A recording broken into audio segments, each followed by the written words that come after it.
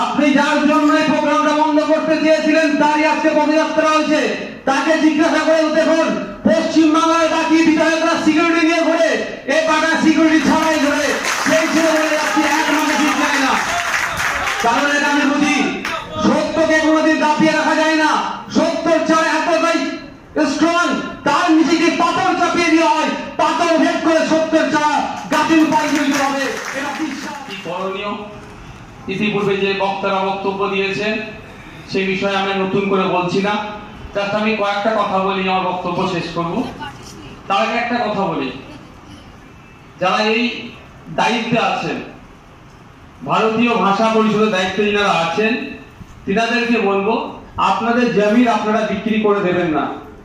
আমার তো মনে হয় আপনারা কারো কাছে এই ঘুষ দিয়ে চাকরি পাননি, নিশ্চয়ই আপনাদের যোগ্যতাতে আপনারা চাকরি পেয়েছেন। তারপরেও আপনারা আপনাদের জমিনকে কিভাবে বিক্রি করছেন? আপনারা দায়িত্ব নিয়ে আমাদের পক্ষ থেকে টাকা আপনাদের জমা নিয়ে রিসিভ দেওয়ার পরও আমাদের যারা দায়িত্বশীল এসেছিল তাদের সাথে কি ধরনের আচরণ করেছে নিশ্চয়ই আমরা জানি। আমি আবারও বলবো, যারা ভাষা পরিষদের দায়িত্বশীল আছেন, এক মাকে শীত যায় না, নিশ্চয়ই বুঝতে পারছেন, এক মাকে শীত যায় না। আর এটাও বলে রাখছি, আপনি যার জন্য এই প্রোগ্রামটা বন্ধ করতে চেয়েছিলেন তারই আজকে পদযাত্রা হয়েছে। তাকে জিজ্ঞাসা করে দেখুন, পশ্চিম বাংলায় বাকি বিধায়করা সিকিউরিটি নিয়ে ঘুরে, এ পাটা সিকিউরিটি ছাড়াই ঘুরে।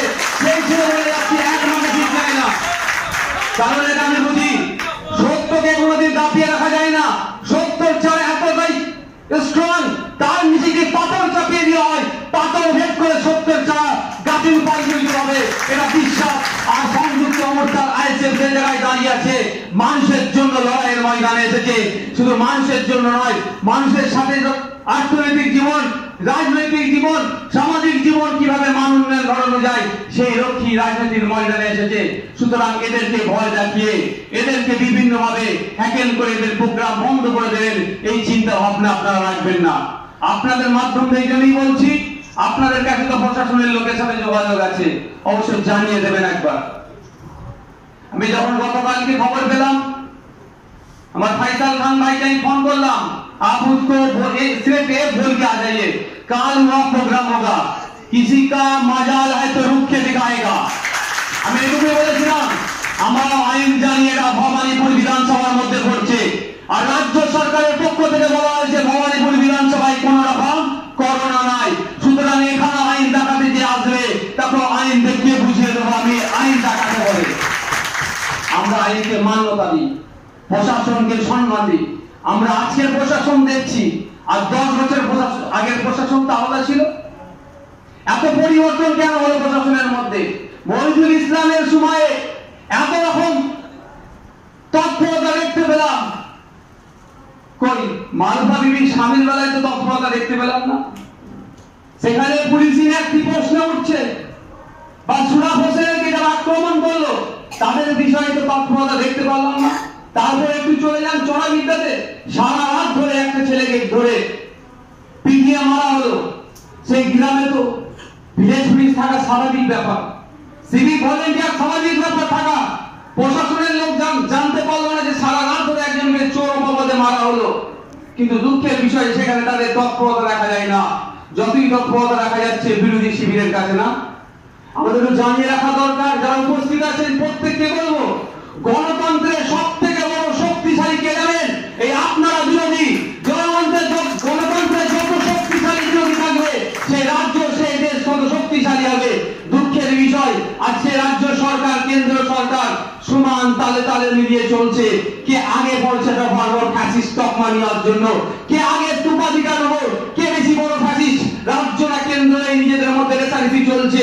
আর এই রেসারেসির কচকচানিতে যারা আমরা সাধারণ মানুষ আছে, যারা সাধারণ মানুষের জন্য আওয়াজ তুলছে, তাদেরকে তাদের কণ্ঠটাকে রোধ করে দেওয়ার চেষ্টা করছে। কিন্তু আমি একটা কথা বলবো, ইতিহাস সাক্ষী দিচ্ছে, প্রায় 190 বছর থেকে 200 বছর ধরে এই ব্রিটিশরাও চেষ্টা করেছিল ভারতীয়দের কণ্ঠ রোধ করে দেব, কিন্তু তারা পারেনি। আমরা সেই শহীদ ক্ষুদিরামের জীবন নিয়ে পড়েছি, মাত্র 18 বছর 8 মাস 8 দিনে তার জীবনটা উৎসর্গ করেছিলেন বলে আমরা আজকে স্বাধীন দেশ পেয়েছি। আজকে যারা উপস্থিত হয়েছি প্রত্যেককে বলবো,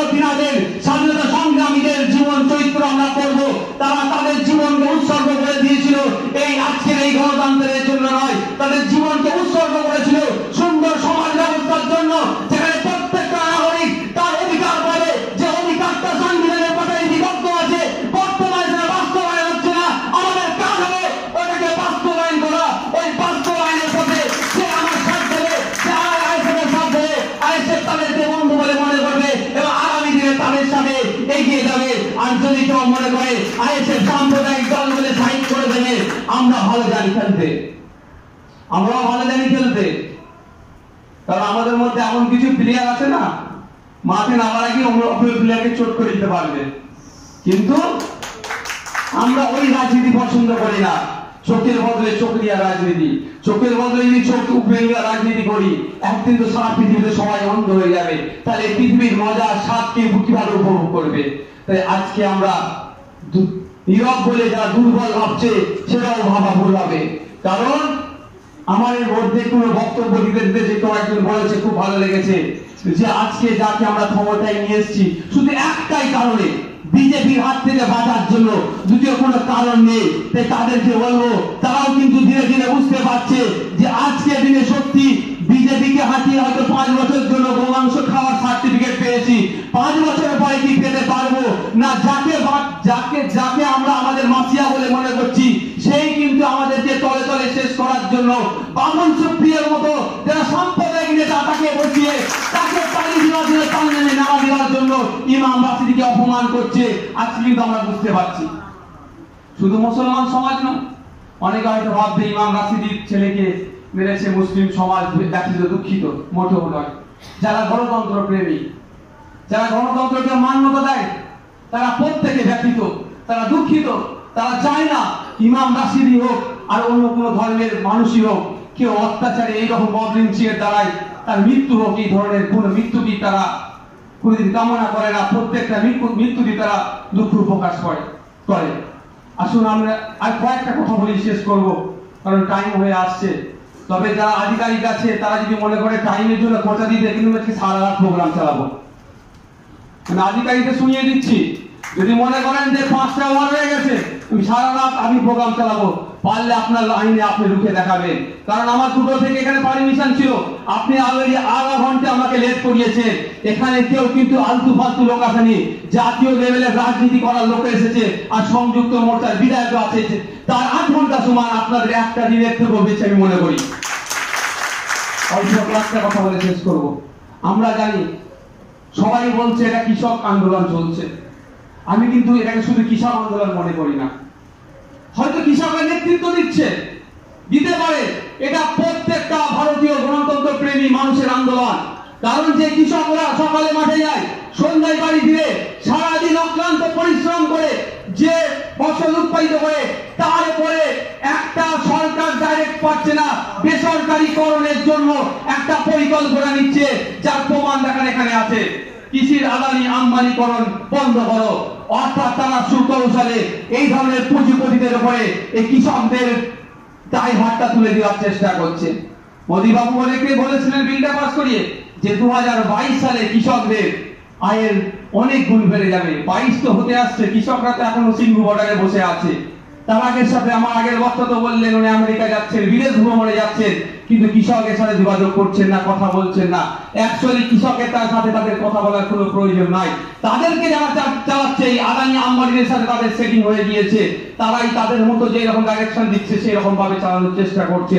তাই আমি প্রত্যেককে বলবো, যারা এখানে উপস্থিত হয়েছে বা মিডিয়ার মাধ্যমে বা ইউটিউবে, ফেসবুক, সোশ্যাল সাইটের মাধ্যমে যারা শুনছেন, এটা শুধু কৃষকদের আন্দোলন নয়, এটা প্রত্যেকের আন্দোলন, আপনার আমার আন্দোলন। কারণ আমরা জানি 3টে বিল পাস করেছে রাজ্যসভা, বিধানসভা, লোকসভা থেকে, তারপরে রাজ্যসভা থেকে 2টো অলরেডি বিল পাস করিয়ে নিয়েছে। তার মধ্যে আপনি একটা বলছি, বুঝতে পারবেন কত ভয়ঙ্কর বিলগুলো নিয়ে এসেছে। অত্যাবশ্যকীয় পণ্য দ্রব্য সংশোধনী বিল, অত্যাবশ্যকীয় পণ্য দ্রব্যের মধ্যে যে সমস্ত পণ্য ছিল তার মধ্যে আলু, চাল, ভোজ্য তেল ইত্যাদি গুলো ছিল, সেগুলো তার লিস্ট থেকে বার করে দিচ্ছে। বার করলে রসটা কি আছে অনেকে প্রশ্ন করতে পারে। অত্যাবশ্যকীয় পণ্য দ্রব্যগুলোর গুদামজাত করে রাখার, স্টোরেজ করে রাখার জন্য একটা নির্দিষ্ট ছিল। ধরুন আলু, উদাহরণ সাপেক্ষে বলছি, আলু 1 বস্তার বেশি একটা ব্যক্তি রাখতে পারবে না। যখন অত্যাবশ্যকীয় লিস্টের বাইরে পাঠিয়ে দিচ্ছে, তখন আপনার মন মতো আপনার যতটা ক্যাপাসিটি আছে আপনি ততটাই রাখতে পারবেন।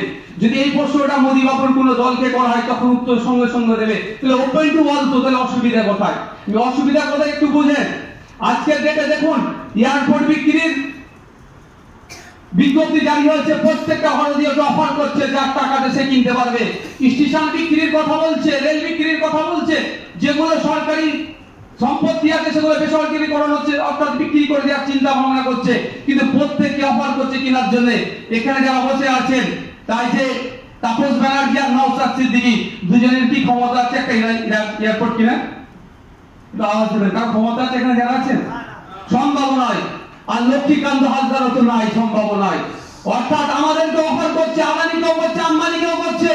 অফারটা শুধু আমরা দেখছি আপাত দৃষ্টিতে সবাইকে করছে, কিন্তু আদানি আম্বানিদের মতো কোম্পানি থেকে পাইয়ে দেওয়ার জন্য অফার হচ্ছে। তো আগামী দিনে অত্যাবশ্যকীয় পণ্যের উপর বাইরে থেকে যখন এটা পাঠিয়ে দেবে, তখন তারা তাদের টাকা নিয়ে তাদের মনের মতো টাকার দামে আলুগুলোকে মার্কেট থেকে জমি থেকে কিনে নিয়ে তারা গুদামজাত করে রেখে দেবে। তাদের যখন মনে হবে যে আমার এটা আমার মনের মতো দাম উঠেছে, তখন ছাড়বে। আর যে আলুটা আমরা আজকে 10 টাকা 5 টাকা কিলোতে কিনছি, তারা যদি মনে করে আগামী দিনে 100 টাকা কিলো পর্যন্ত আটকে রাখবো, এমন কোন আইন নাই, তাদের বিরুদ্ধে যাবে না। সেই জন্য এই আইনটা সংশোধন করেছে। তাই আমাদের প্রত্যেকের উচিত এই 27 তারিখে আমরা আমাদের মতো একা হলো রাস্তায় দাঁড়িয়ে কৃষক আন্দোলনকে সংহতি জানিয়ে আমি আমার অধিকার বুঝে নেওয়ার জন্য আমি আমার যার যে ঝান্ডা আছে দাঁড়িয়ে আমি পৌঁছে পালন করব। সেটা আমি সরকারের সাথে বা রাষ্ট্রের সাথে পেরে উঠতে না পারলেও আমি আমার ক্ষমতাটা আমার একার মতো দেখিয়ে দেবো। অর্থাৎ পুলিশের মতো ঘরের মধ্যে বসে থাকবো না বা এসি ঘরে সেটিং করবো না। আসা যাক এখন আমাদের বর্তমান রাজ্যের যিনি মসিয়া আছেন তার সম্পর্কে একটু বলা যায়। তিনি কি বলছেন? কৃষক আমার বন্ধু হয়, কৃষক বন্ধু প্রকল্প নিয়ে এসেছেন, খুব ভালো কথা। তবে ওই কৃষি ডিপার্টমেন্টে বেশ কিছু অফিসার আছেন, তাদের সত্যি সুচিন্তা আছে, আমি কথা বলেছি, তারাও চাইছে কৃষকদের কিভাবে উন্নয়ন করা যায়। কিন্তু এখানে কৃষক বন্ধের জন্য উন্নয়নের কোনো ব্যাপার নাই। এখানে আমরা জানি বাংলাদেশের পিরিয়ডে শ্রদ্ধেয় জ্যোতি বসু মহাশয়ের নাম, ভারতবর্ষের ইতিহাসে তিনি দীর্ঘদিনের মুখ্যমন্ত্রী। তিনি আগে সাংবাদিকরা একবার এই বন্ধ বিষয়ে প্রশ্ন করেছিল যে বন্ধ করলে হয়তো একদিন শ্রমিকের যারা শ্রমজীবী মানুষ তাদের রুজি রুটির অভাব হতে পারে, তারা কিভাবে খাবে?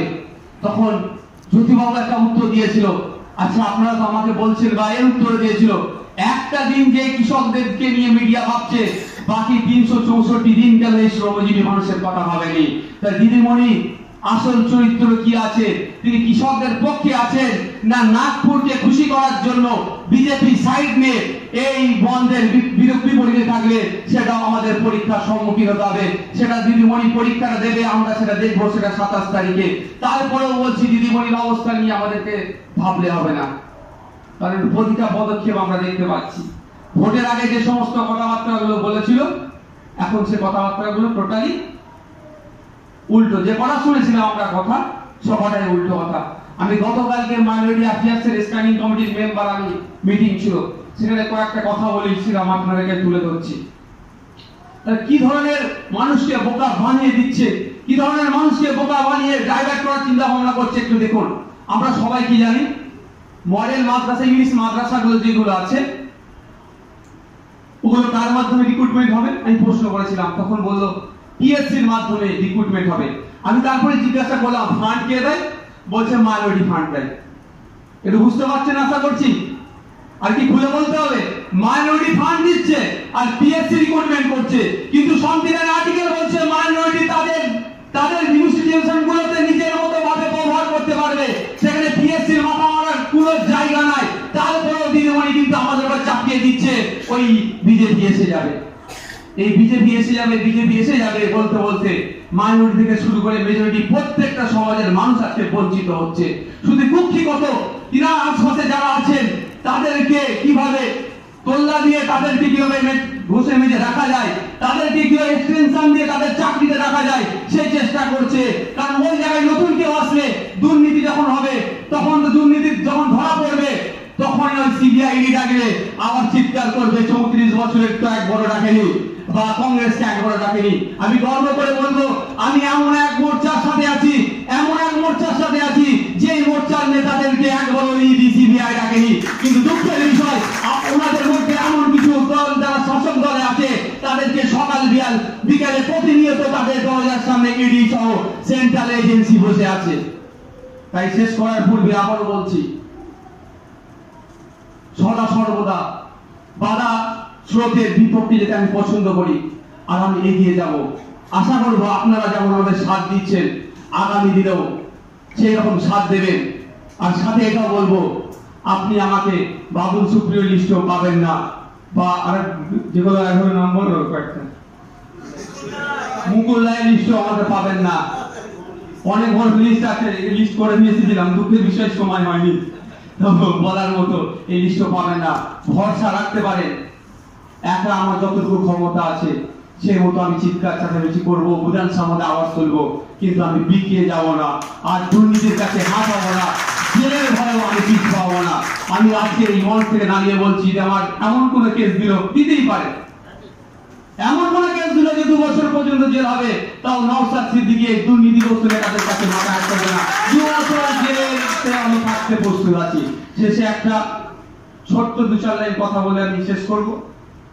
নাগল কোদালে এই দুনিয়া যারা করেছিল পূর্ণ, নাগল কোদালে এই দুনিয়া যারা করেছিল পূর্ণ, শাসক ও শোষণে ঠকঠাকানিতে তারা আজ চূর্ণ বিচূর্ণ। তাই প্রত্যেককে বলবো আমাদেরকে চূর্ণ বিচূর্ণ জায়গা থেকে আবার গড়ে তুলতে হবে সেই সুন্দর পরিবেশ, যেখানে কৃষকরা আর আন্দোলন করবে না, সকালে উঠে তাদের খেতি করবে এবং সন্ধ্যে বাড়ি ফিরে আসবে। এই পরিবেশ আমরা গড়ে তুলবো। এই বলে সংক্ষিপ্ত বক্তব্য শেষ করছি। ধন্যবাদ। জয় হিন্দ।